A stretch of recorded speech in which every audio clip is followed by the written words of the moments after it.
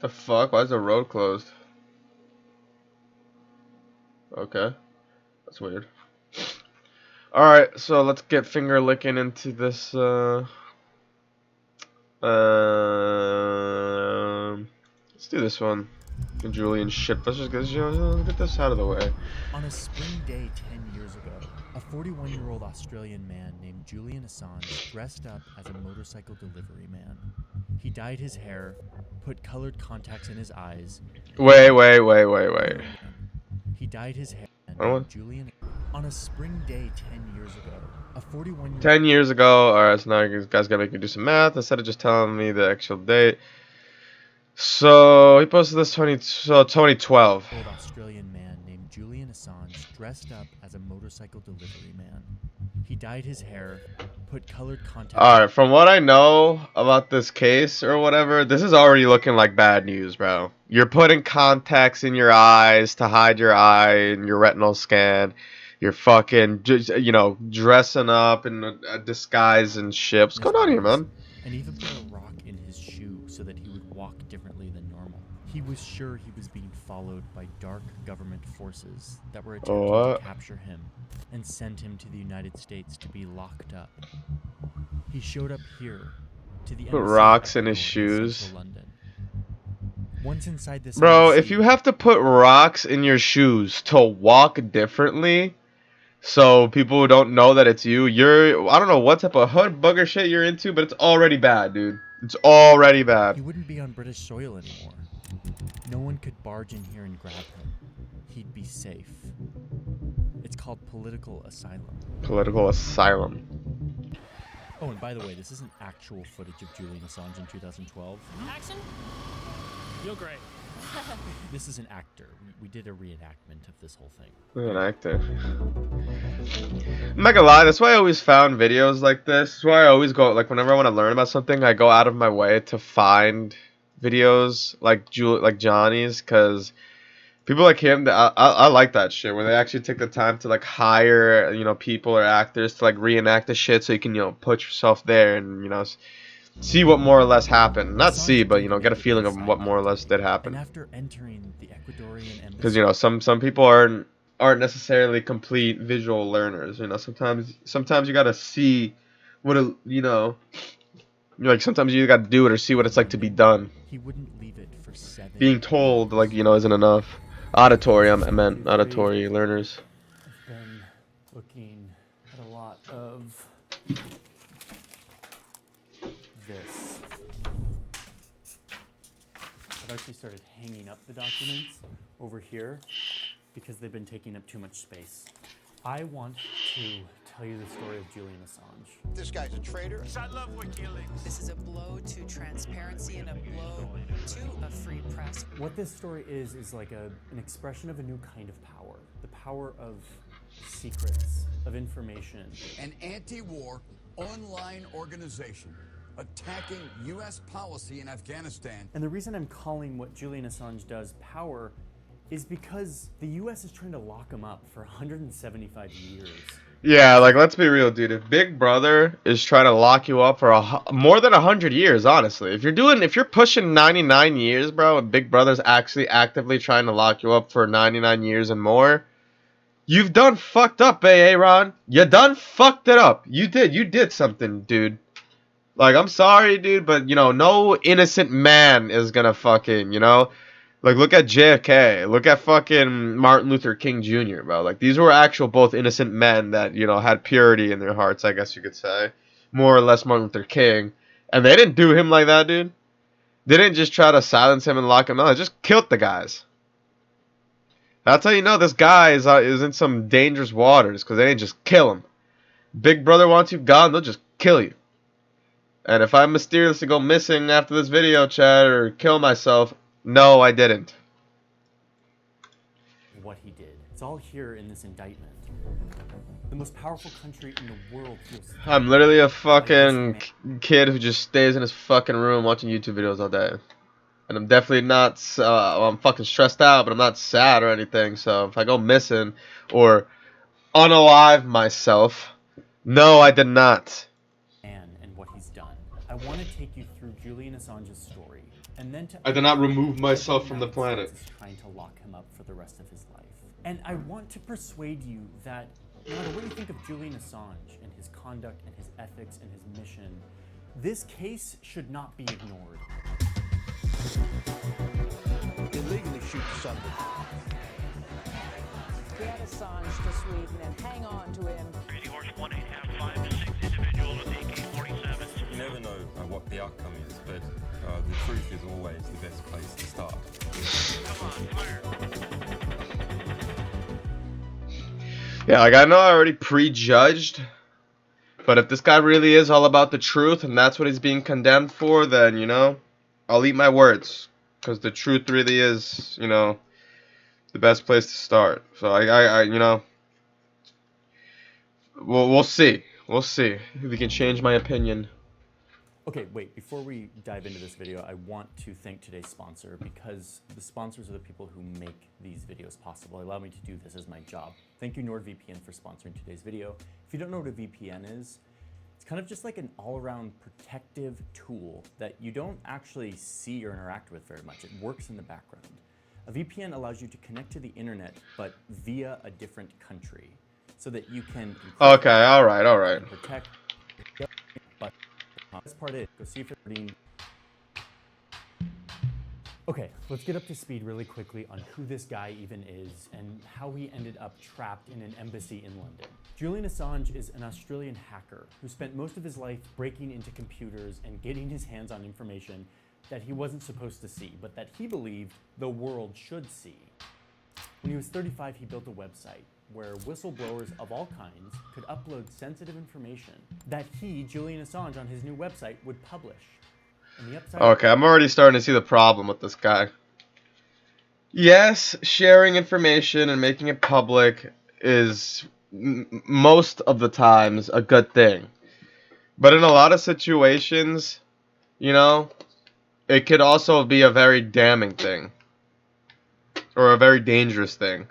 Because, you know, there's some things that, like, you know, obviously we don't want to admit that, you know, it's better if we're not told because it could create more panic and shit and people you know, there are just some things that as much as I don't want to admit it, it's better if the government just fucking doesn't tell us because, you know, people are stupid, dude. People are honestly stupid. And, you know, if you tell them, oh, hey, you know, there's going to be a little virus going around. It's not going to kill you, but it's super contagious. And, you know, fucking, there could be a pandemic. That instantly makes people fucking buy out every single toilet paper, you know, empty out all the shelves, all this nonsense. You know, you see how people are, dude. They fucking act without rationally thinking first. As soon as they hear some shit, it's fucking game over. And that, too, can also be bad because, you know, at the time, things can seem to be true. You know, you think you're releasing the truth. You think that this is the hard evidence. But then you never know, dude. You know, in like 2 years, more evidence could come out that just disproved what you just posted or whatever. So now you just posted lies and now you just made everybody think things. Like, you know, for instance, like I don't know, I'm just like fucking making up some scenario. Like, what if fucking, like, like a U.S. senator was like fucking, you know, being accused of fucking being a predator or some shit, and it was actually all a lie, and then, you know, now he lost his career and blah blah blah. He got the fame, and now 2 years later, evidence came out that person was lying and this and that. You know, some things are better to just fucking wait till you have all the solid evidence. You know, all of it. Not just, you know, you hear a little wiki leak and then you post it. It's not always the all of best this thing, was dude. that these whistleblowers would remain totally anonymous. Sometimes the truth could do more harm than good. Like for instance, fuck. I don't even want to fucking say it, dude. Yeah, I'm not even gonna say it. Claimed that even he wouldn't know who his sources were. So that was 2000. I guess. Fuck. All right, like let's put on our tinfoil hats for a second. Let's just assume it's a conspiracy. Like, let's say with the JFK shit for, you know, a situation. Like, if this guy just came out and started posting, oh yeah, the government for sure killed, you know, like not no allegedly shit. Like he just for sure was like, yeah, the government for sure came out and killed fucking JFK because blah blah blah blah blah and blah blah blah. Dude, the people of the United States would literally go crazy. They would fucking riot, like there would be civil war. You really think a civilian population is gonna trust the government that just executed their own president because he didn't agree with what they were doing? Come on, dude. That would create like that would disrupt the status quo. That would like fucking make people riot, start looting. There would be like no order. The National Guard would have to come in. Fucking martial law would be in effect, and you know all this bullshit. Like sometimes you know a lie can I wouldn't say like keep things good, but sometimes it keeps people safe, dude. You know, sometimes it keeps people from harming themselves or other people or acting out. You know, sometimes people don't always need to know the truth, dude. Sometimes keeping a lie is better than keeping a And soon fucking, after, he you know, starts revealing the truth. receiving submissions. Like people start giving him documents that are supposed to be secret, and he starts publishing them. Everything from drone strikes in Yemen to oil scandals in Peru to corruption in the Arab world. Like you don't just walk up to a 7-year-old and tell them that Santa Claus ain't real. And if you do, you're a fucking psycho. Like you're actually like a fucking douche. Yeah, that's what I mean. Like there are certain lies and shit in certain situations where, you know, you just don't be an asshole, you know? Just fucking you kind of have to do this to protect people and shit. So like, I don't know, man. You don't just walk up to a kid and tell him that Santa Claus don't exist and traumatize him. But this was like 2007. WikiLeaks was a totally new thing. It was this open source intelligence. You know, you don't tell a fucking kid like let's say you're fucking like you see you know you fucking meet a kid whose dad died in a war or some shit, and his mom just told him that you know his dad went to vacation or some shit. You don't just come out and tell that kid that his dad died. You know, you let them find that out on his own or whenever his mom feels the time is right.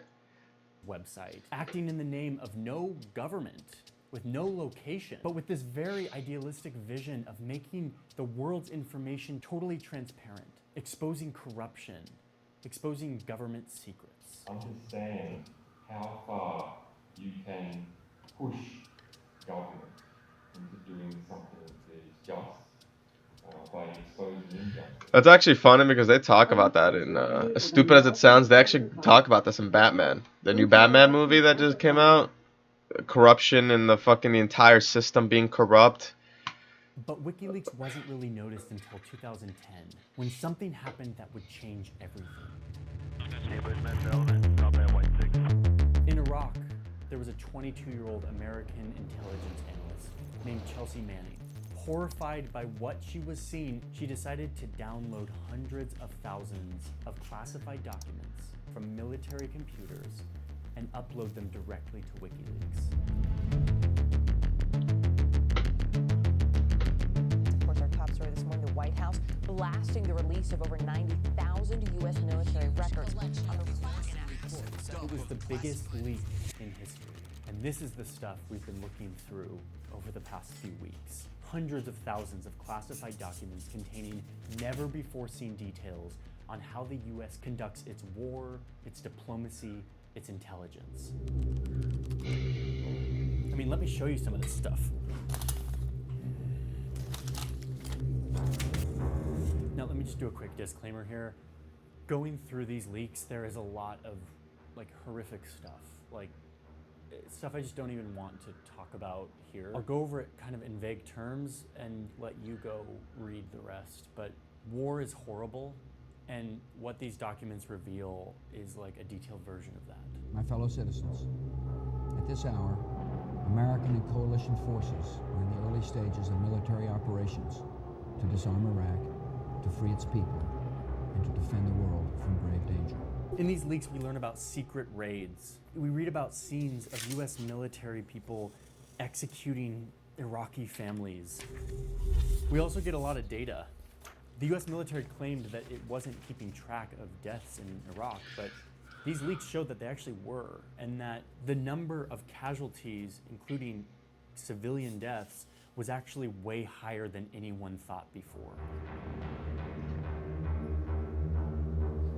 The leaks also revealed this classified footage that, again, I'm not going to show all of it here or even the worst parts. There's more that keep walking by, and one of them has a weapon.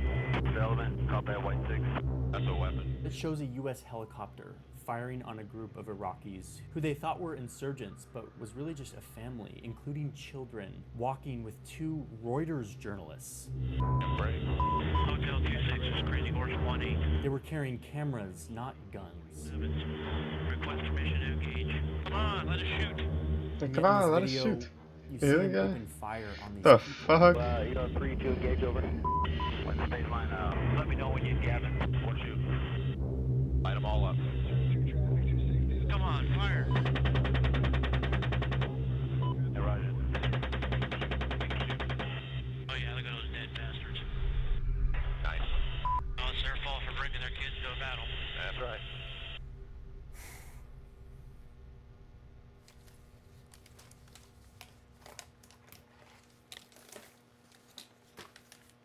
You read about this scene where an Apache helicopter is flying over some insurgents in a house who are surrendering. They're coming out of their house with their hands up. And yet the Apache helicopter gets the clearance to fire on them. And their justification is, according to this leaked log, you're not allowed to surrender to aircraft. They're still valid targets. I mean, it's horrendous. As a journalist, I'm skeptical. I'm like, okay, these are like 2 or 3 bad apples. Is this what we're staring at? But no. Through these leaks, you see that 15,000 civilians were killed in previously unknown incidents. 15,000. These documents reveal a culture and a system of abuse and torture in Iraq, mostly by the Iraqi military and army, that the US military knew about, but did nothing to solve. And the only reason why we know about it now is because Chelsea Manning gave WikiLeaks all of these documents. There's one Department of State leak from the embassy in Belgium that shows that the US tried to pressure Belgium into taking some of the prisoners from Guantanamo Bay in order to curry favor with the US. You see the US being like, hey Belgium, take some of these Guantanamo prisoners. It's a low-cost way for Belgium to attain prominence in Europe. Like, it's backroom deals, exchanging Guantanamo prisoners for political favors. We would have not known any of this had these leaks not come out. All of this turned out to be a very grim insight into how the US is conducting its wars.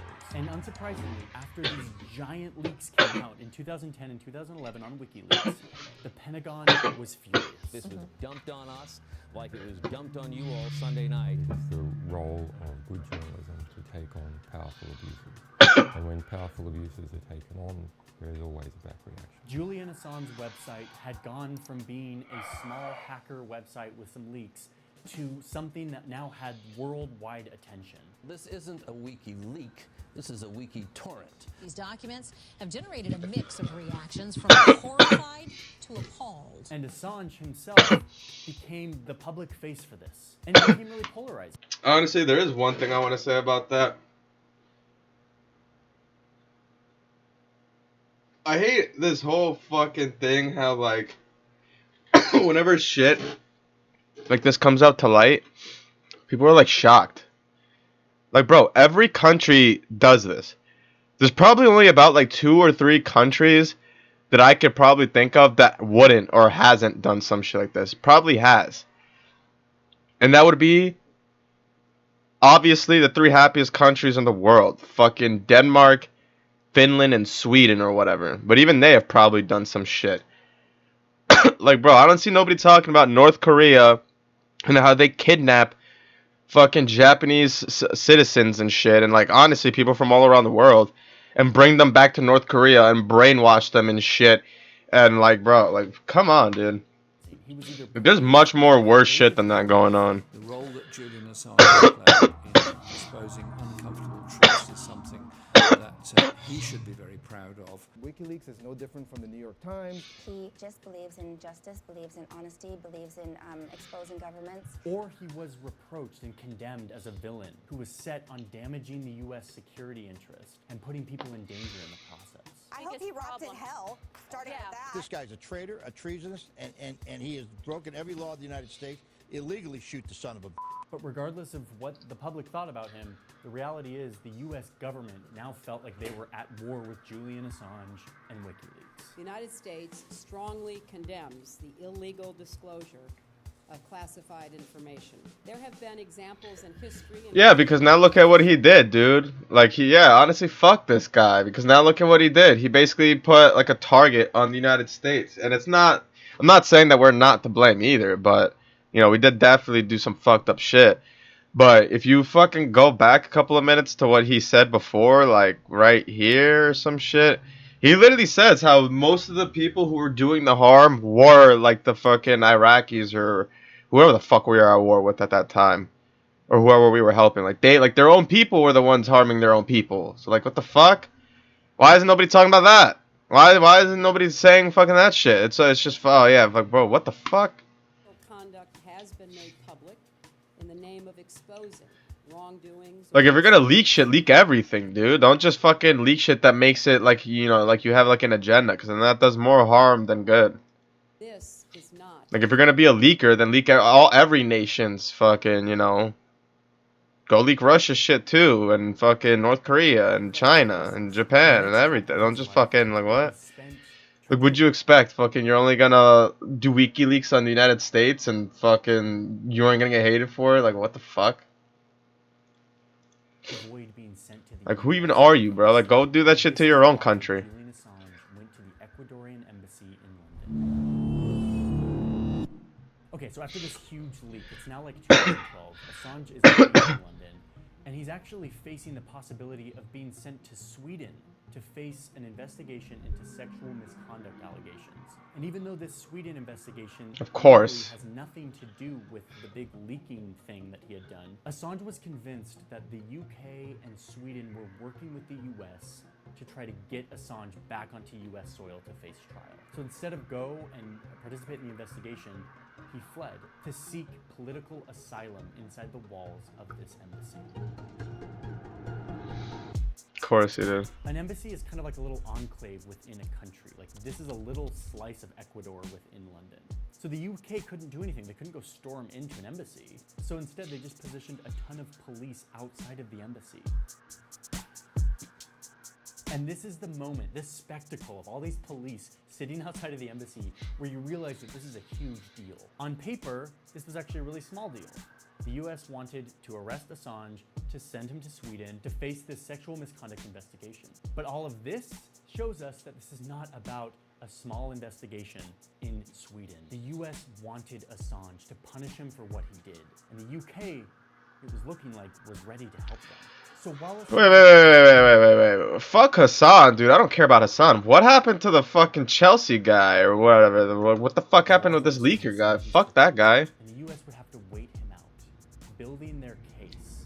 But wait a minute, hold on. What exactly are we charging Assange with here? He published a bunch of leaked documents, so what's the crime here? And honestly, that is the heart of this story. What crime did he commit? I'm gonna get there. I wanna just finish the story of what happens next. Julian Assange is in an embassy in London. The weeks turn into months, and the months turn into years, and Julian Assange is living in an embassy, not leaving. He occasionally comes out onto this balcony to deliver a speech to his increasingly large support base. Can you hear me? But like, this guy is confined to the embassy. Well, I joke it's a little bit like living in a space station because there's no natural light and you've got to make all your own stuff and you can't go out to shops and so on. From the embassy, Assange continues to run WikiLeaks. He publishes troves of secret documents. It is from the embassy that he declares his hate for Hillary Clinton.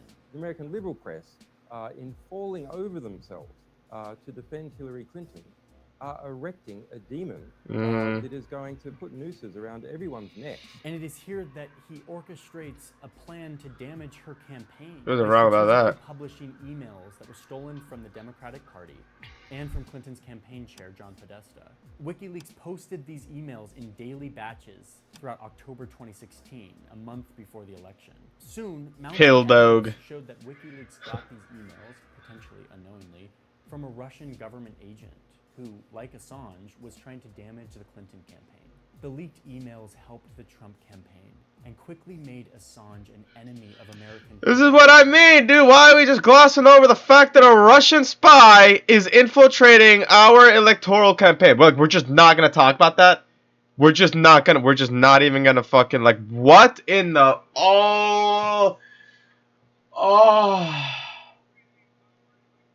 what?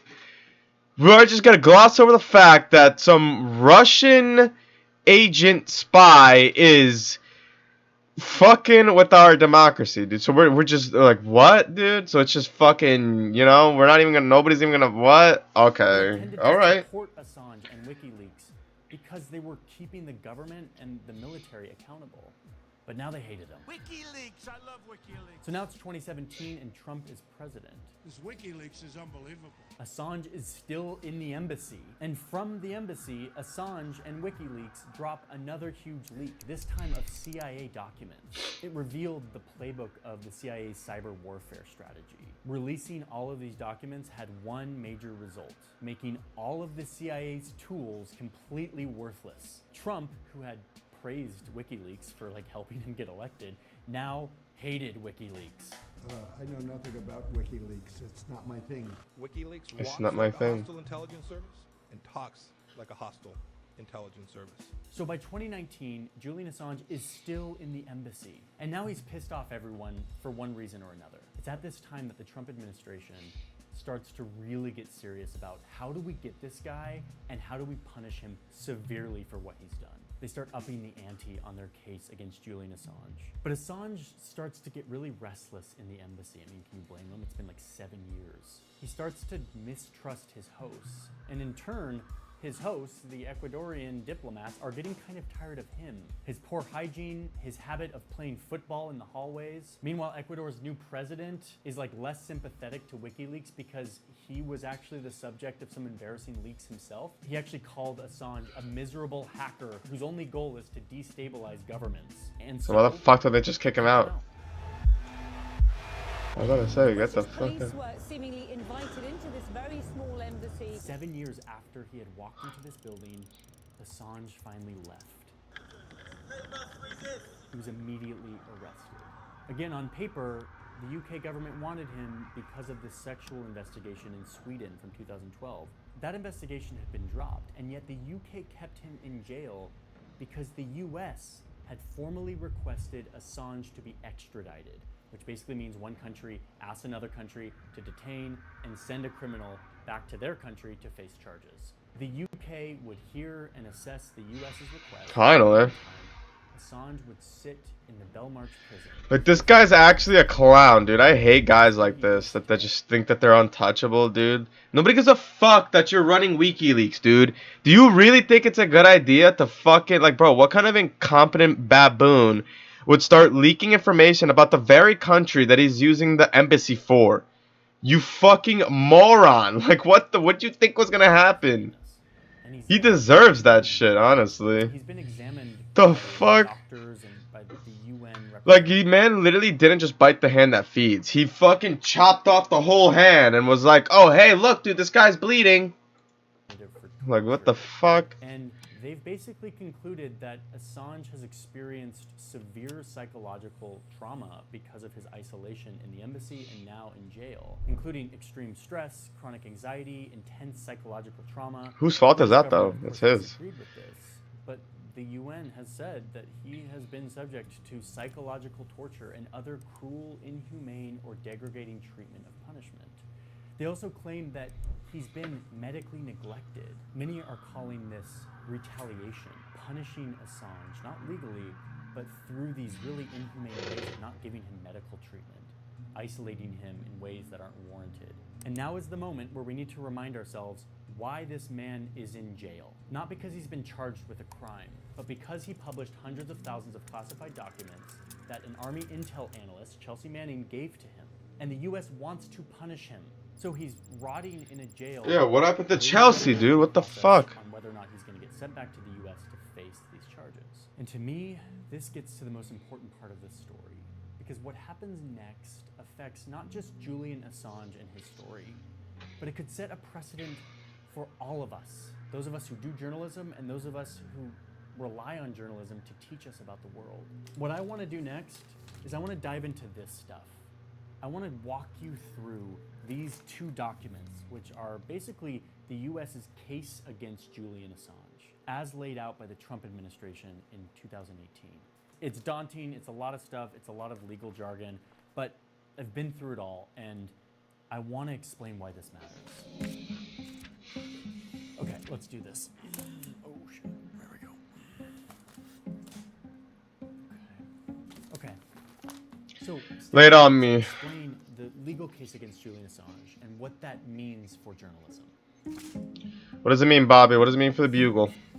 The Daily thing Bugle. the Department of Justice focuses on is the events of 2010, when Assange received tons of classified cables and war logs from Intel analyst Chelsea Manning, who was previously Bradley Manning has transitioned to Chelsea Manning. Manning had a security clearance, violated that security clearance, and ended up serving 7 years in prison for leaking all of this stuff to WikiLeaks. It would have been 35 years if Obama hadn't lessened her sentence. So the US focuses on this super giant leak.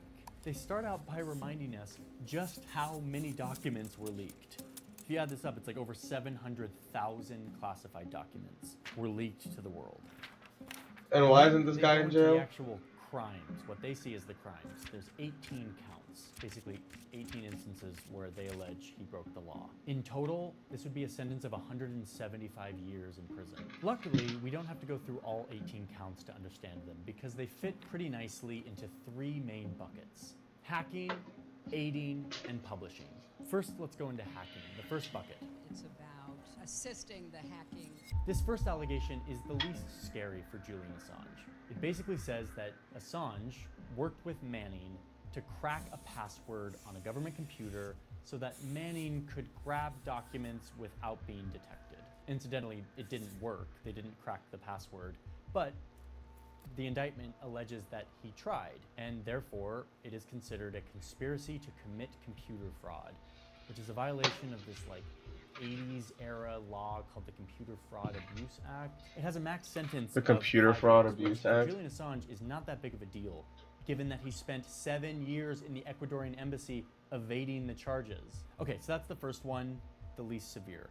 The other 17 counts allege that Julian Assange violated the Espionage Act.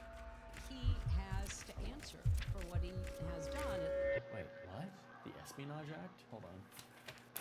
You know I printed it off and read through the Espionage Act. I mean, look at that cool font. Espionage Act.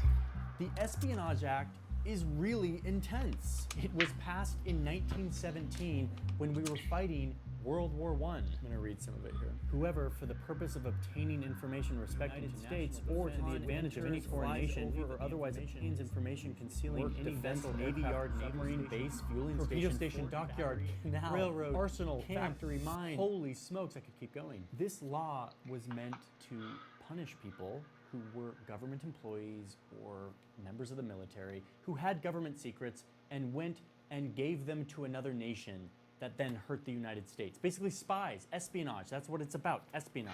Chelsea Manning violated this because she was a member of the military. She had a security clearance. She violated that security clearance by using her privileged information and therefore broke this law. But Julian Assange is not that.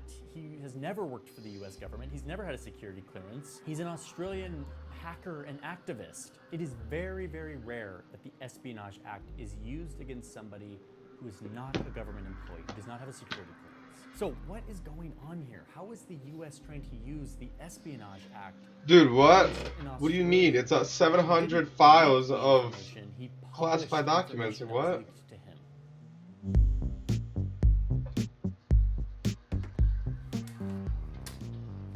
So bucket 2, I'm calling aiding or helping. The U.S. case here uses the Espionage Act to say that indeed it was Chelsea Manning who broke the law directly. As an Army intel analyst, it was her who had access to the secrets. She leaked them. But in U.S. federal law, we have this thing that says that if you aid someone in committing a crime, you are punishable kind of as if you've broken the law yourself. Yep, got it right here. Title 18, folks. crimes and criminal proceedings. Yeah, dude, guilty by association. Whoever commits an offense Aided and against the abetted United too. States or aids, abets, counsels, commands, induces, or procures its commission is punishable as a principle. If you helped out, you did it too. So they use this law to say, yeah, Julian, you didn't do the hacking and leaking, but like you helped. You aided, abetted, counseled, induced, or procured and willingly caused Manning to do this because you promised that you were going to publish all this stuff. So that was sort of like incentivizing Chelsea Manning to do this. And that is why you are being punished under the Espionage Act. Wait, this is a giant deal. This is a big deal. This logical chain that was just created. Assange is being charged with aiding Manning, a convicted spy, because he published the things that the spy gave to him, okay? File that away for a second. Let's get on to the third bucket in here. The third bucket I'm calling publishing. Counts 15 through 17. And let's just read directly straight here from the indictment. The government says that Assange, having unauthorized possession of all of these reports from Afghanistan and Iraq and the State Department, etc., which again, he had sort of induced Manning to give to him, they then specifically allege that the crime here is that having all of these documents, he then communicated those documents to the world by publishing them on the internet. Whoa. The crime is publishing. That's the crime. Counts 15 through 17 are that he published something.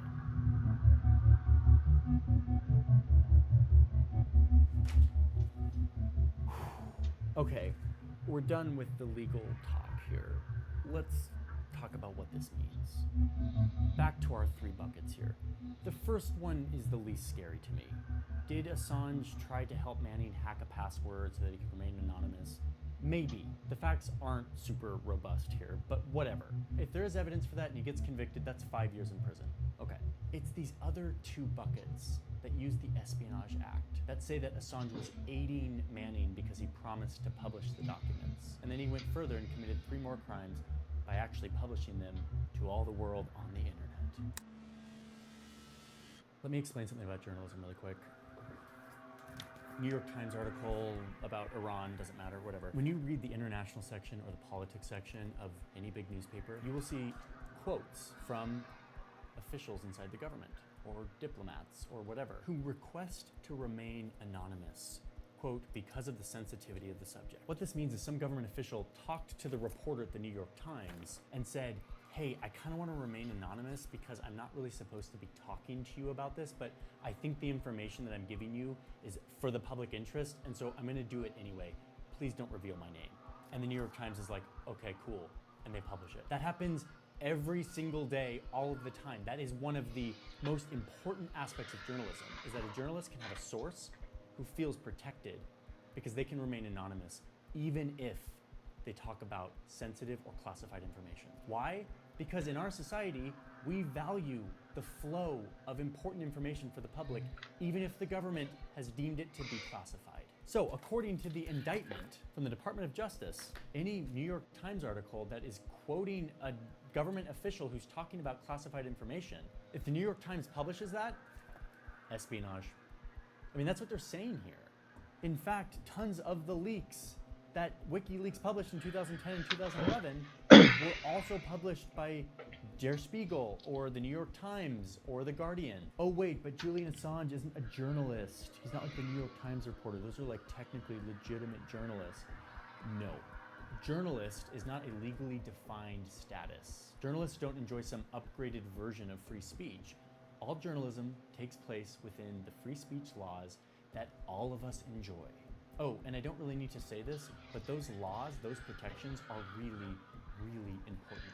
Yeah, but I feel like what people don't understand is that classified CIA documents that, you know, use their battle plans and shit for cyber warfare, that is not, you know, that's not just shit that you could just publish, dude. That can actually hurt people. Like, what do you mean? Like, what? Free speech is what keeps That's not free speech. It keeps our government accountable. Classified shit that somebody in the government managed to leak out and just share that shit on the internet, that's not free speech, dude. That's somebody breaking the law and getting information that wasn't supposed to be got out and shared. That's not the same as, like a reporter getting an interview or some shit from somebody in the CIA and they were told this, and then they're posting it or some shit. No, like this person stole documents and handed those documents to somebody and then they posted it. Like that's not freedom of speech. You stole information and fucking posted it, dude. That's essentially like doxing, dude. You don't see anybody complaining about doxing. Somebody fucking stole your house information and fucking just put it all for the internet to see, and randoms just started showing up to your house and fucking doing dangerous shit. You wouldn't be saying it's fucking bullshit then, huh? And it is rare. It's a new You wouldn't be thing. saying it's freedom of Being able to speech. hold governments accountable is like kind of a brand new thing in human civilization. It's not natural, it's not guaranteed, it can easily go away. So that is why I'm concerned about this case. Yeah, go ahead, charge Julian Assange with the conspiracy to hack into a government computer. But as soon as you introduce... I feel like if you want to hold governments accountable, you gotta do that from within. Not just posting dangerous secrets onto the internet that could actually do more harm than good. That's counterintuitive in my opinion. Espionage Act into what he did, you start to play with fire. You're setting a precedent that could easily be applied to the journalism that we rely on every day. Yeah, he is right. Yeah, they are setting a precedent that fucking, people are just feeling emboldened that they could just fucking hack into or do anything and just leak, whatever they want and think that there's not gonna be consequences. Like, dude, what the fuck? Like, what if WikiLeaks leaks a future government plan that hasn't happened yet, and then the enemy finds that, and now you're putting fucking our troops' lives in danger? Like, what then, huh? To keep us informed and to keep governments and businesses accountable. Oh, and I'm not the only That's why it's called espionage. The Obama administration also worried that pursuing Assange would be dangerous for free speech and journalism. So they didn't do it. It was the Trump administration that really doubled down and tried to get Assange and charge him. And, I mean, are we surprised? So the Biden administration is sort of at a crossroads. Like, what are they going to do? Are they going to push this? Are they going to try to charge Julian Assange with espionage? Well, it turns out they are moving ahead trying to get him extradited to the US. Okay, wait. There's been news. We were making this video, we were editing it just because we're interested in Julian Assange, and then news broke that...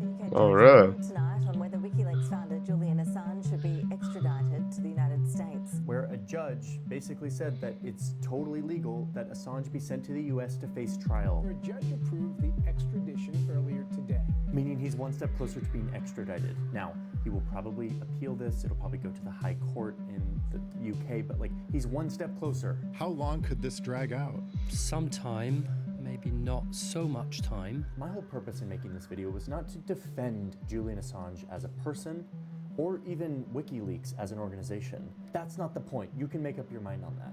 The thing that I hope I've persuaded you, though, is that Julian Assange's legal case has ramifications for all of us. If he's sent to the US and he's convicted under the Espionage Act, that will have major ramifications on the future of journalism. I hope that is clear now. So, over the coming weeks and months, this case will play out, and you know that I will be paying attention to it, and my hope is that you will be too. All right, that's it. That's all I've got for today. This was a really deep dive. We spent a lot of time on this, and I hope it was helpful in some way. So thank you all for watching, for being here. I don't know, dude. In my opinion, I feel like if you're gonna be a journalist, do it yourself. Go boots on the ground, get the information yourself firsthand. Interview the people getting attacked. Don't just fucking help somebody commit espionage crimes and then get surprised when you get fucking espionage charged for it. I don't know, but yeah, this was a pretty interesting video. I don't know what the situation is now with him. I think he got charged or some shit. I forgot, but yeah, I'll catch you in the next one, guys.